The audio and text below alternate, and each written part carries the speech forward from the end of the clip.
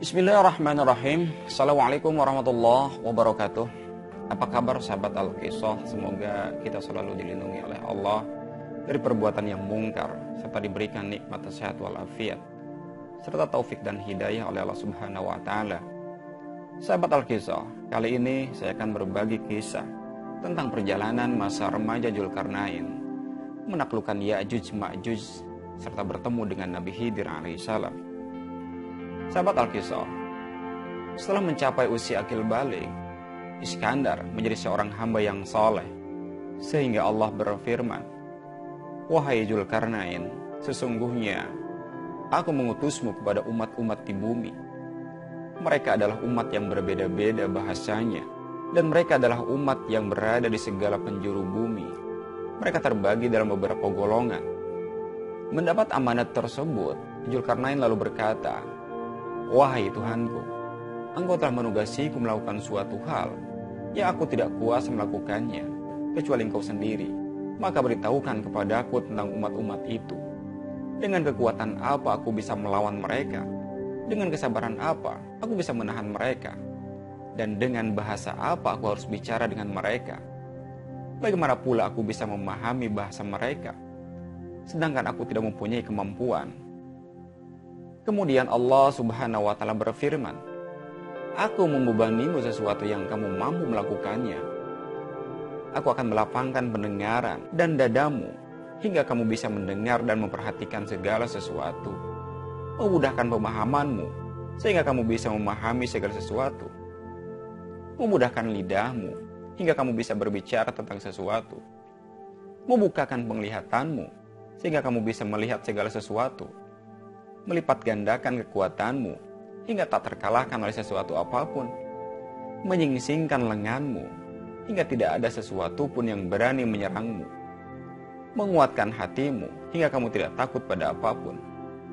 Menguatkan kedua tanganmu hingga kamu bisa menguasai segala sesuatu. Menguatkan pijakanmu hingga kamu bisa mengatasi segala sesuatu. Memberimu kemuliaan hingga tidak ada apapun yang menakutimu. Menundukkan untukmu cahaya dan kegelapan, dan menjadikan salah satu tentaramu. Cahaya itu akan menjadi petunjuk di depanmu, dan kegelapan itu akan berkeliling di belakangmu." Sejak kecil, Iskandar sudah tidak senang melihat peperangan antara timur, yaitu kerajaan Persia, dan barat, yaitu kerajaan Romawi. Perang itu tak ada hentinya dari tahun ke tahun, malah dari abad ke abad. Ribuan manusia tewas. Kerugian harta benda tak terhitung lagi jumlahnya. Apalagi kerusakan lingkungan hidup merugikan manusia itu sendiri. Untuk menghentikan permusuhan antara timur dan barat, Iskandar bercita-cita mendirikan sebuah kerajaan yang dapat menyatukan wilayah timur dan barat. Iskandar pun tumbuh menjadi manusia dewasa yang soleh, berakhlak dan berbudi tinggi. Atas segala kesalehannya itu, Allah mengkaruniakan kepadanya segala kelebihan yang dimiliki oleh seorang pemimpin. Lalu Allah memerintahkan untuk menyeru manusia kepada agama muslim. Mula-mula dengan tentaranya yang lengkap dan kuat, dia menuju ke barat wilayah Maroko, tempat terbenamnya matahari. Dilihatnya matahari itu terbenam di mata air yang berlumpur, lautan Atlantik sekarang ini. Di situ ia bertemu dengan bangsa yang senantiasa berbuat kerusakan dan kejahatan. Bukan saja merusak permukaan bumi dan mengacaukannya, tetapi juga sudah menjadi tabiat mereka, suka membunuh orang-orang yang tidak bersalah sekalipun, bahkan mereka tidak beragama. Sebelum melakukan tindakan, terlebih dahulu Iskandar menadahkan tangannya ke langit, memohon petunjuk kepada Allah. Tindakan apa sebaiknya yang harus dilakukan terhadap bangsa yang begitu kejam? Apakah bangsa itu akan digempurnya habis-habisan, atau akan dibiarkan begitu saja? Allah lalu memberinya dua pilihan: digempur habis-habisan sebagai balasan atas kekejaman mereka, atau diajar dan dididik agar mereka kembali kepada kebenaran dan menyembah Allah serta meninggalkan segala kejahatan. Iskandar Dzulkarnain memutuskan menggempur mereka yang durhaka dan jahat, sedangkan orang yang baik akan dilindungi. Sebelumnya ia berkata kepada bangsa tersebut, "Siapa yang aniaya akan kami siksa dan dikembalikan kepada Tuhan, agar Tuhan memberikan siksa yang lebih pedih lagi. Adapun orang-orang yang soleh dan baik, akan kami lindungi, dan kepadanya kami hanya akan memerintahkan kewajiban-kewajiban yang ringan. Kemudian tentaranya bergerak menewaskan setiap orang yang kejam, melindungi setiap orang yang baik. Akhirnya, negeri itu dapat diamankan dan ditentramkan, serta diatur sebaik-baiknya, penuh dengan kehidupan bahagia dan makmur. Setelah selesai menunaikan kewajiban terhadap bangsa dan negara itu, Iskandar dengan tentaranya menuju ke arah timur India. Dilihatnya matahari di atas bangsa yang musyrik, yang menyembah banyak Tuhan, yaitu bangsa Hindustan.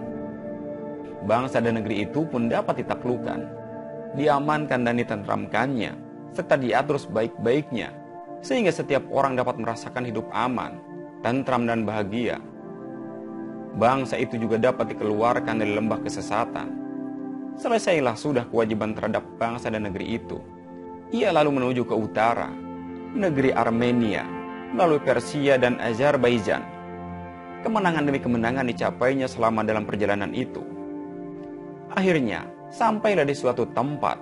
Di sana ia bertemu dengan suatu bangsa yang selalu dalam ketakutan dan kekhawatiran.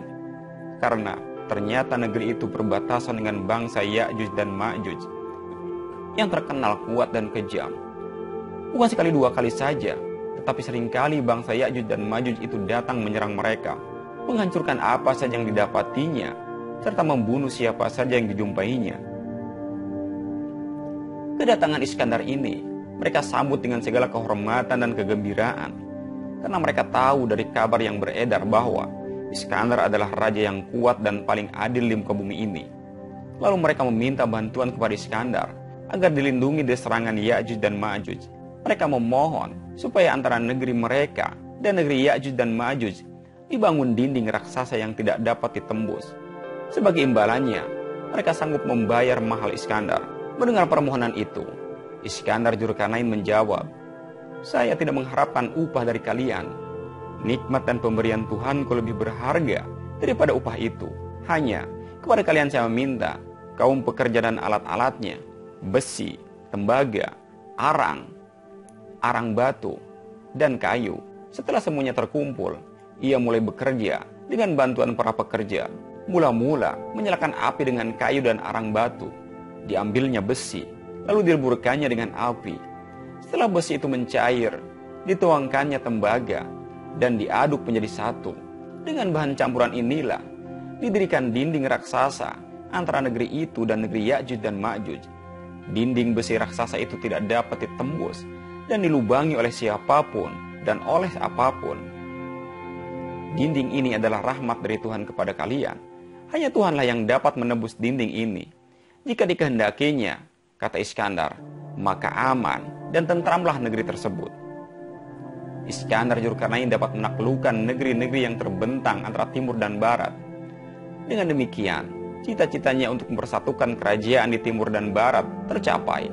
Negeri yang berada di bawah kekuasaannya antara lain Maroko, Romawi, Yunani, Mesir, Persia, dan India.